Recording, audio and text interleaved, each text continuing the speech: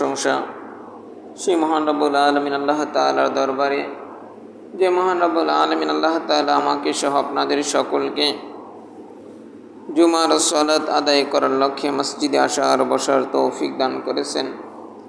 এজন্য সকলেই পড়ে নিই আলহামদুলিল্লাহ।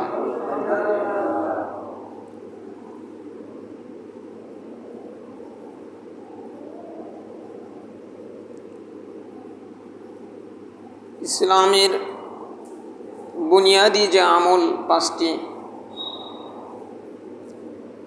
তার গুরুত্বপূর্ণ একটা বিষয় হলো হজ। হজের মাস তিনটি, হজের মাস তিনটি, শাওয়াল, জিলকদ, জিলহজের 12 তারিখ পর্যন্ত, জিলহজের 12 তারিখ পর্যন্ত, তাহলে 2 মাস 12 দিন। হজের কার্যক্রম, মূল কার্যক্রম চলে হলো 5 দিন। কয় দিন? 5 দিন। 8 তারিখ জিলহজের, 8, 9, 10, 11, 12। হজের মূল দিন হলো 9 তারিখ, হজের মূল দিন হলো 9 তারিখ। তো হজ এমন একটা ইবাদত, গভীরভাবে পর্যবেক্ষণ করলে দেখা যায় হজের উপরে আর কোনো ইবাদত নেই।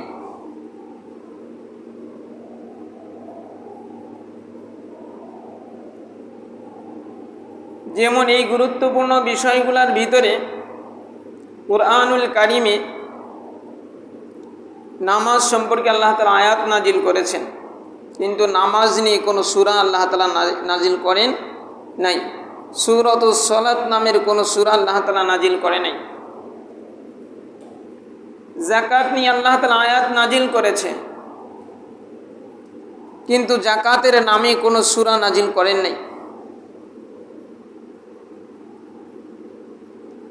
রোজা নিয়ে আল্লাহ তাআলা আয়াতে কারিমা নাজিল করেছে, কিন্তু রোজার নামে স্পেশাল কোনো সূরা নাজিল করেন নাই। কিন্তু হজ এমন একটা গুরুত্বপূর্ণ ইবাদত, যে ইবাদতকে নিয়ে আল্লাহ তাআলা একটা স্বতন্ত্র একটা সূরাই নাজিল করেছেন, সূরাতুল হজ নামে। দ্বিতীয়, আরো গভীরভাবে দৃষ্টি করে দেখেন, হজের মূল কার্যক্রম চলে 5 দিন। হজের যেই 5 দিন চলে, সেই 5 দিন হলো জিলহজ মাসে চলে। জিলহজ মাস পুরাটা হজের মাস না, প্রথম 12 দিন, পক্ষান্তরে শাওয়াল কোথায় রইল, জিলকদ কোথায় রইল, এই 2 মাসকে পুরা হজের মাস বলেছে। এর গভীরে যদি আমি আর আপনি ঢুকি, তাহলে দেখা যায় যে রমাদানুল মুবারক মাস, জিলকদ, জিলহজ, আরবি বছরের শেষ মাস হলো জিলহজ মাস, 11তম মাস হলো জিলকদ মাস, তাহলে 10তম মাস হলো শাওয়াল মাস, 9তম মাস হলো রমাদানুল মুবারক। এই রমাদানুল মুবারক হলো সমস্ত মাসগুলার হলো সর্দার, সমস্ত মাসগুলার সর্দার। তাই এই মাসকে যদি আমি সর্দার হিসেবে রাখি, তাহলে বাকি থাকে 11টা মাস। এই 11টা মাসের 4টা মাসকে আল্লাহ তাআলা আশহুরুল হুরুম বলেছে, অর্থাৎ সম্মানিত 4 মাস, সম্মানিত 4 মাস। তার একটা হলো শাওয়াল, দ্বিতীয় জিলকদ, তৃতীয় জিলহজ, চতুর্থ হলো রজব। অর্থাৎ আপনি রমাদানুল মুবারককে জনাবে মুহাম্মদ রাসূলুল্লাহ সাল্লাল্লাহু আলাইহি ওয়াসাল্লামের পর্যায়ে রাখেন, আর এই 4টা মাস হলো আবু বকর, ওমর, ওসমান, আলী রাদিয়াল্লাহু তাআলা আনহুর পর্যায়ে রাখেন। আপনি দেখেন রমাদানুল মুবারক মাস, এর পরের মাস থেকেই বলা হয়েছে হজের মাস, এর পরের মাস থেকেই বলা হয়েছে হজের মাস। কেন? তাই রমাদানুল মুবারক মাসটা হলো সাজার মাস। কিসের মাস? সাজার মাস। সে ইবাদত বন্দিগির মাধ্যমে সে তার আত্মাকে কি করবে? মজবুত করবে। সে তার আত্মাকে মজবুত করবে। আর গুনার মাধ্যমে সে তার আত্মাকে সাজাইতে থাকবে, কিংবা নেকির মাধ্যমে তার আত্মাকে সাজাইতে থাকবে। আর গুনাহ পরিত্যাগ করার মাধ্যমে তার আত্মাকে শক্তিশালী করতে থাকবে। যেরকমভাবে যে একটা জায়গায় আঘাত পড়তে পড়তে ওই জায়গাটা শক্ত হয় কি হয় না? কাঁচি দিয়া ধান কাটে, এইখানে অনেকের শক্ত হয় কি হয় না? কারণ ওই জায়গায় আঘাত পড়তে পড়তে শক্ত হয়ে গেছে। অনুরূপভাবে গুনার যে একটা কষ্ট, গুনাহ সারার যে একটা কষ্ট, এই কষ্টের আঘাতটা যখন তার কলিজার ভিতরে লাগে, তার এই কলিজাটাও শক্ত মজবুত হয়ে যায়।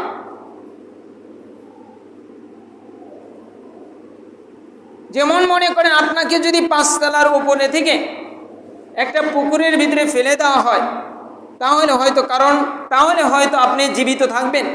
কিন্তু 3 তলার উপর থেকে যদি একটা 8 বছরের একটা বাচ্চাকে ফেলে দেওয়া হয়, তাহলে তার মরে যাওয়ার সম্ভাবনাই বেশি। কারণ তার কলিজা আর আপনার কলিজা সমান না, কারণ আপনারটা মজবুত হয়েছে।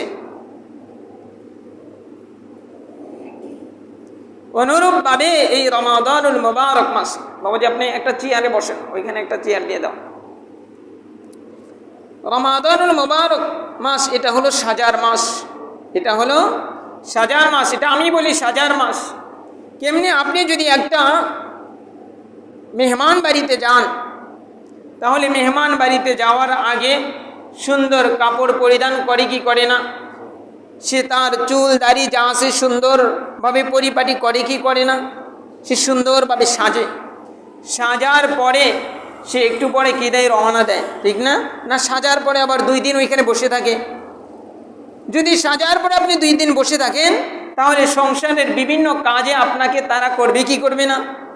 তখন আপনার বিবি বলবে যে এটা নিয়ে আসো, বাজারে যাও। আপনার মেয়ে বলবে বাবা এটা নাই, তুমি বাজারে যাও নিয়ে আসো। তো বাজারে যাবেন, আপনার সাজা কাজা থাকবে। জামাটা পরে গেলেন, বাজারে যাওয়ার পরে মাছের আঁশটা সব ভরে গেল, তাহলে ওই কাপড় নিয়ে মেহমান বাড়ি যাবেন? মেরে বাবু, এখানেই বোঝার বিষয়। এই রমাদানুল মুবারক মাসটা হলো সাজার মাস। অর্থাৎ গুনাহ পরিত্যাগ করিয়া সে তার অন্তরাত্মাকে মজবুত করবে, আর নেকের মাধ্যমে সে তার অন্তরাত্মা কলিজাকে কি করবে? সাজাবে। কারণ ওই যে রব্বে কারীম আল্লাহ রাসূল সাল্লাল্লাহু আলাইহি ওয়াসাল্লাম তাই ফরমান যে আল গাজি ফি সাবিলিল্লাহ ওয়াল হাজ্জ ওয়াল মু'তামিরু আফদুল্লাহ। এখানে 3 প্রকার মানুষের কথা বলছে। তার ভিতরে এক প্রকারের মানুষ হলো হজকারী। এই হজকারীদেরকে আল্লাহ তাআলা কি করছে? দাওয়াত দিছে, ও আমার পেয়ারা বান্দারা, তোমরা কি করো? রোজার মাসে ছাইজা কাইজা তাড়াতাড়ি করিয়া আমার ঘরে আসো, আমি তোমাদেরকে দাওয়াত করলাম। তাই রোজার মাসে আল্লাহ তাআলার ইশক ভালোবাসাওয়ালা বান্দারা তার পুরো জীবনটাকে সাজায়।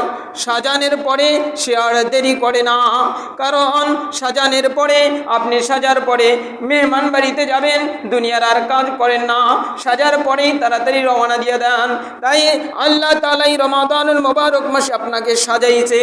এখন যদি সাজানোর পরে আপনি 15 দিন 20 দিন কি করেন? অপেক্ষা করেন, তাইলে দেখবেন যে আপনার গুনাহ আপনাকে জড়ায়া ধরবে, আপনার দুনিয়ার ব্যস্ততা আপনাকে জড়ায়া ধরবে। আপনি রোজার মাসে যেইভাবে সাজাইছিলেন, আপনার এই সাজু কাজু আর থাকবে না। এই কারণে রব্বে কারীম কি করেছেন? যে রমাদানুল মুবারক মাসের ঈদটা যখন শেষ হয়ে গেছে, তোমার সন্তানদের সাথে, তোমার বিবিদের সাথে তুমি আনন্দ ফুর্তি করছো, এখন আর তুমি দেরি করিও না। এখন তুমি শাওয়ালের প্রথম দিনেই তুমি তাড়াতাড়ি করো, আমি তোমাকে দাওয়াত করছি, আমার ঘরে চলে আসো। সেই হজ্জে বাইতুল্লাহর গুরুত্বপূর্ণ দিনগুলা বাবা চলতেছে, কিন্তু আজকে আমাদের অন্তরাত্মা বড় বেখবর। আমাদের অন্তরাত্মা বড় বেখবর। এই যে আজকে আল্লাহ তাআলার এক গোলাম চলিয়া গেল। আমার বাবা তো আমাকে একটা কথা বলছিল যে তোমার এক চাচা কি করলো, সে তার এই ধানগুলা সুন্দরভাবে ক্ষেতগুলা দেখলো, দেখার পরে সুন্দরভাবে নিজের নামাজ কালাম ছেড়ে দিয়েও কি করলো, ওই ধানগুলা বেড়ে উঠাইলো। ওই বেড়ের ধানগুলা রইছে, কিন্তু তোমার চাচা নাই। কিন্তু এই বিষয়টা বোঝার মতো বাবা কলিজা লাগবে। কলিজার ভিতরে যদি পর্দা পড়ে যায়, তখন আর আখিরাত সে দেখে না, তখন শুধুই খালি দুনিয়া দেখে। এর জলযন্ত্র প্রমাণ হলো, আপনি একটু খেয়াল করিয়া দেখেন, একজন ব্যক্তি কোরআন পড়তে পারে, তাকে যখন কোরআনটা সামনে দেওয়া হয় তার কাছে বড় মজা লাগে, কারণ চিনে, অক্ষরগুলা চিনে, পড়াও জানে, পড়তে পারে। কিন্তু আর একজন মানুষের কাছে যে কোরআন পড়তে জানে না, তার কাছে যদি বাবা কোরআনটা খুলে দেন, তার কাছে বড় অন্ধকার লাগবে কি লাগবে না? অনুরূপভাবে বাবা যার এই কলিজার ভিতরে লোভের পর্দা পরে ঢেকে গেছে, দুনিয়ার লালসার পর্দা পরে ঢেকে গেছে, দুনিয়ার সম্পদের লোভে পড়ে পর্দা পরে ঢেকে গেছে, তখন তার কাছে ওই আখিরাতটাও এরকম আফসা লাগে, আর দুনিয়াটা তার কাছে ওই ব্যক্তির মনে হয়, ওই ব্যক্তির মতো হয় যেই ব্যক্তি পড়া জানে, ফরফর করে পড়তে থাকে। আর এটাই কারণে তো উলামা ইকরামগণ বলেন, এই উম্মতের উপরে 4টা গজব নাজিল হয়েছে। কয়টা গজব? 4টা গজব নাজিল হয়েছে। উলামা ইকরামগণ বলেন যে 1 নাম্বার গজব হলো, এই উম্মত আখিরাতকে ভুলিয়া সে কি করছে, দুনিয়ার শ্রম সাধনাকেই সে তারা টার্গেট বানায় নিছে। এটা একটা গজব। দ্বিতীয় নাম্বার হলো, সে উম্মতে মুহাম্মাদি গায়বী খাজানার থেকে দৃষ্টি সরাইয়া বস্তুর উপর তার দৃষ্টিটা এমনভাবে আবদ্ধ হয়ে গেছে, যেরকম ছোট বাচ্চা একটা খেলনা দেখলে সে তার মার দিকে তাকায় না, সে তার বাবার দিকে তাকায় না, সে ওই খেলনার দিকে তাকায়া থাকে। এখন আল্লাহ তাআলার কুদরত দেখে না। আল্লাহ তাআলা যে ওই যে মুসা আলাইহিস সালাতু ওয়াস সালাম তার উম্মত বনি ইসরাইলকে নিয়া ওই তি পর্বতে আল্লাহ তাআলা তাদেরকে 40 বছর কোনো কাজ করা লাগে নাই। আল্লাহ তাআলা কিন্তু এমনিই খাওয়াইছে। শুধু খাওয়াইছে এরকম না, বরং তাদের বাচ্চাদেরকে আল্লাহ তাআলা যেই পোশাক পরায় দিয়েছিলেন, ওই পোশাকগুলা কোনোদিন ধুইতে হয় নাই, 40 বছরের ভিতরে ধুইতে হয় নাই। শুধু তাই না, ওই বাচ্চার গায়ে যেই পোশাকটা আল্লাহ তাআলা পরায় দিয়েছিলেন, ওই পোশাকটা বাচ্চাও বড় হয়েছে, ওই পোশাকগুলাও বড় হয়েছে। তাই উম্মতে মুহাম্মাদি এখন দ্বিতীয় নাম্বার যেই গজব, গায়েবের খাজানার থেকে তার দৃষ্টিকে সরাইয়া সে এখন দৃষ্টি ডালছে শুধু খালি বস্তু। তৃতীয় নাম্বার, এখন উম্মতে মুহাম্মাদি আত্মার পরিচর্যা ছেড়ে দিয়েছে, এখন তার দেহের পরিচর্যা করে। দেখেন নিজের সাথে মিলান, নিজের সাথে বাবা একটু মিলান। 1 নম্বরে গজব হলো, সে কি করবে, দুনিয়া আখিরাতকে ভুলে যাবে, শুধু দুনিয়াকে সাজানোর জন্য ব্যতিব্যস্ত হবে। আমি যেই কথাটা বারবার বলি বাবা, সেটা হলো আখিরাতকে, দুনিয়াকে পাওয়ার জন্য আপনার ছেলেকে, আপনার মেয়েকে 10 থেকে 15 বছর পড়াইলেন, কিন্তু আপনাকে আখিরাতকে পাওয়ার জন্য, আল্লাহকে পাওয়ার জন্য 5 দিনও সময় হয় না। এরকম মানুষ আছে। হয়তো এটা অনেকেই অন্যদিকে নেন, নিলে বাবা আমার কিছু করার নাই, আমার কাছে কিছু ফতোয়া আছে, যে এই ফতোয়াগুলো যদি আজকে উম্মতে মুহাম্মাদির মধ্যে প্রয়োগ করা হয়, উম্মতে মুহাম্মাদি এক একটা ফতোয়ার ওজনে 7 তবক মাটির নিচে দেবে যাবে। ওর প্রত্যেকটা ফতোয়া আজকে 99 না, 100-র মধ্যে 100ই প্রায় কি করে, আমল করে না।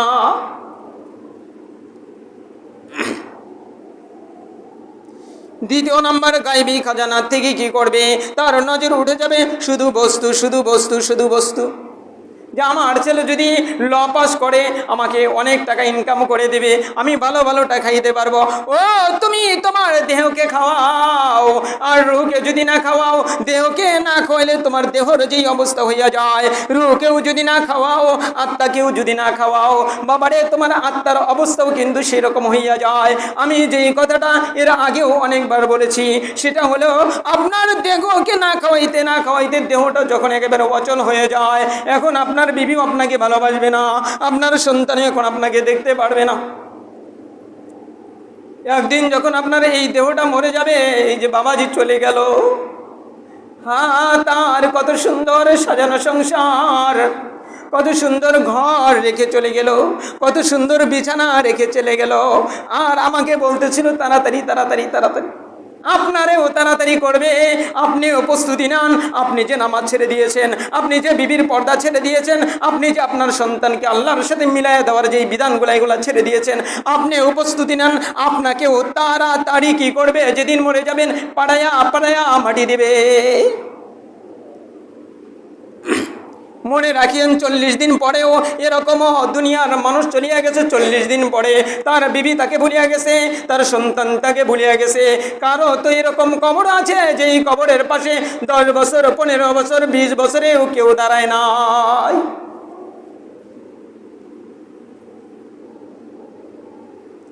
তাই গাইবের খাজানার থেকে উম্মতে মুহাম্মাদির নজর উঠিয়া যাবে, তখন আর সে বস্তুর উপরে নজর পড়বে, বস্তুর উপরে নজর পড়বে। আমার মেয়ের পর্দা দিয়ে কি করব, আমার মেয়েকে তো ব্যারিস্টার বানাইতে হবে। মনে রাখিও, এটা আমি কলিজার থেকে কথাটা তোমাদেরকে বলি বাবা, সেটা হলো তোমার এরকম মেয়ে, মনে রাখিও আল্লাহ তাআলার একজন বুজুর্গ বান্দা দুনিয়ার থেকে অতিবাহিত হয়ে গেছে, সে ফতোয়া দিয়েছিল। সেই ফতোয়াটা হলো যে তুমি তোমার সন্তানকে এমন জায়গায় পাঠাইলা যেই জায়গায় যাওয়ার পর তার ঈমানের ঝুঁকি বাড়িয়া গেল, যেই জায়গায় যাওয়ার পর আল্লাহ তাআলার বিধানের লঙ্ঘন হইয়া গেল। মনে রাখিও তুমি যে পাঠাইলা, তুমি সঙ্গে সঙ্গে মুরতাদ হয়ে গেলা। এই ফতোয়ার ওজন যদি আজকে তার দিল থেকে যদি এই ফতোয়ার ওজন যদি মাথার উপরে মুসলিম রাখে, সে 7 তবক জমিনের উপরে দেবে যাবে। কারণ তার কাছে বস্তু দরকার, তার মেয়েকে প্রফেসর বানাইতে হবে, তার মেয়েকে ল পাস করাইতে হবে। ওই যে একটা সার্টিফিকেট দরকার, বস্তু দরকার। আর গায়বী খাজানা থেকে তার দিল সরে গেছে যে আল্লাহ তাআলা এই ল পাস না করলেও আমার মেয়েকে খাওয়াইতে পারে।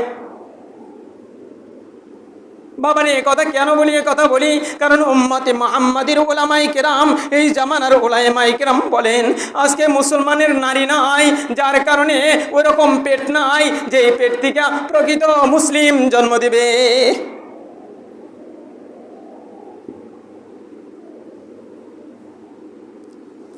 ওই 3য় নাম্বার উম্মতে মুহাম্মাদের 3য় নাম্বার গজব হলো সে কি করবে, আত্মার পরিচর্যা ছেড়ে দিবে, তার দেহনিয়া পরিচর্যা করবে, দেহনিয়া পরিচর্যা করবে। আজকে দেহকে সুন্দর পোশাক পরায়, দেহকে সুন্দর সুন্দর খাওন দেয়। আরে ওই যেই বাবাটা চলিয়া গেল, আরে সেই বাবাও গরিব হোক, কিন্তু তারও কিন্তু সাধ্য অনুপাতে দেহের পোশাক ছিল কি বাবা ছিল না, কিন্তু ওই বাবাকে তার কষ্টের টাকা, অর্জিত টাকা দিয়া ওই যে বিছানা বানাইছে, ওই বিছানায় বাবা শুইতে দেয় নাই। আরে বাবাকে আজকে দাফন করিয়া আসলাম। মনে রাখিও যেই ব্যক্তি এই চেহারাটা দেখে, আয়নার ভিতরে বারবার চেহারা দেখে কোন জায়গায় আমার দাগ আছে, চেহারাটা দেখে কোনো জায়গায় স্পট আছে কিনা, দেখে কি দেখে না। কিন্তু যেই ব্যক্তি তার এই কলিজাটাকে আল্লাহওয়ালাদের আয়নার সামনে নিয়া, কোরআনের আয়নার সামনে নিয়ে একবারও দেখলো না আমার এই কলিজার ভিতরে কতগুলা দাগ আছে, আমার এই কলিজার ভিতরে কি অবস্থা, একবারও দেখলো না। বাবা মনে রাখিও, বাবা মনে রাখিও, যেই ব্যক্তির এই শরীর থেকে তার আত্মাটা সরে গেল, তাকে আর ওই বিছানায় না রাখিয়া কবরের মধ্যে দাফন করিয়া দিল, অনুরূপভাবে যার এই আত্মারও মরণ হবে, ওই মরণ আত্মাওয়ালা মানুষ কোনোদিন জান্নাতে যাবে না। আল্লাহ তাআলা তার ওই মরণ আত্মাকে জাহান্নামের মধ্যে দাফন করে দেবে।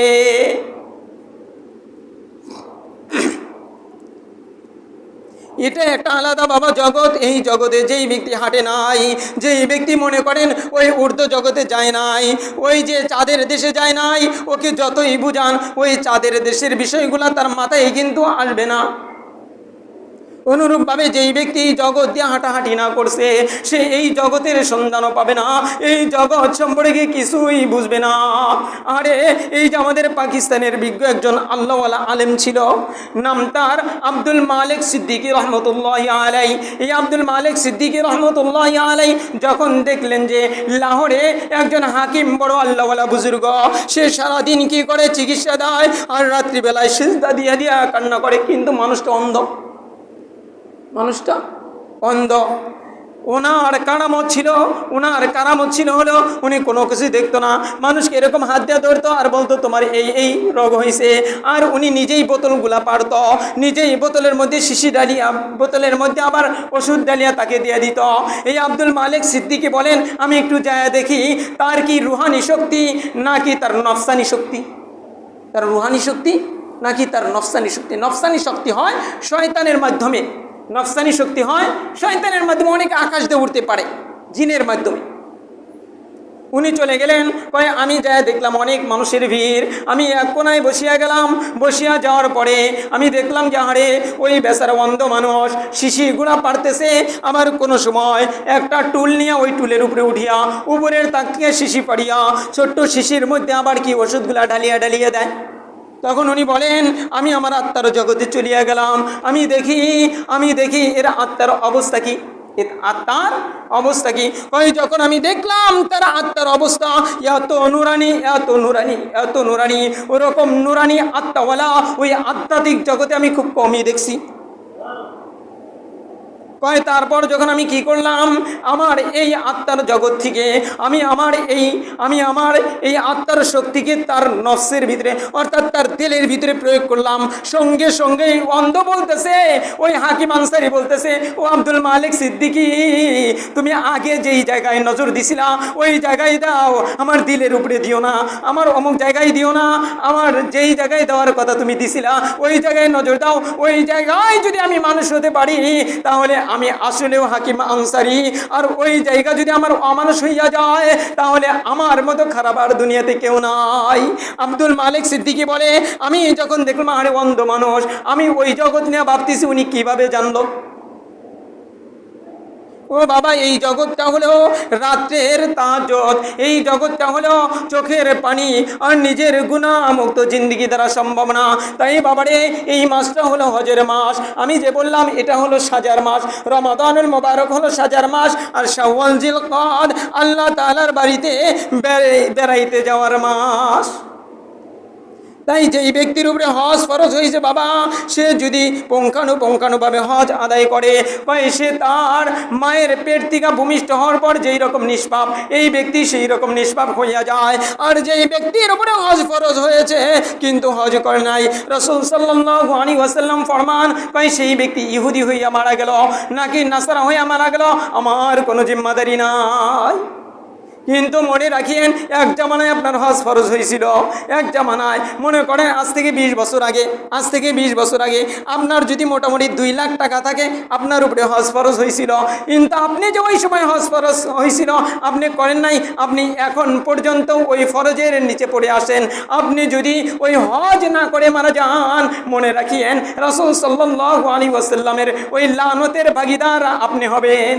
এখন বলতে পারেন আমার নগদ টাকা নাই, আপনার যদি বাড়িঘর থাকে এটা বিক্রি করে হলেও আপনাকে এখন হজ করতে হবে, কারণ এটা হলো আপনার সেই ক্ষতিপূরণ। আপনি ওই সময় করেন নাই, এখন আপনাকে করতেই হবে, যেভাবেই হোক সম্পদ সব বিক্রি করে হলেও আপনাকে হজ করতে হবে। কিন্তু আজকে এই হজকে বড় শিথিল বানায় নিছে। তাই বাবারে, যার উপরে হজ ফরজ দেরি করিয়েন না, হজের নিয়ত করেন। যেই ব্যক্তি হজের নিয়ত করবে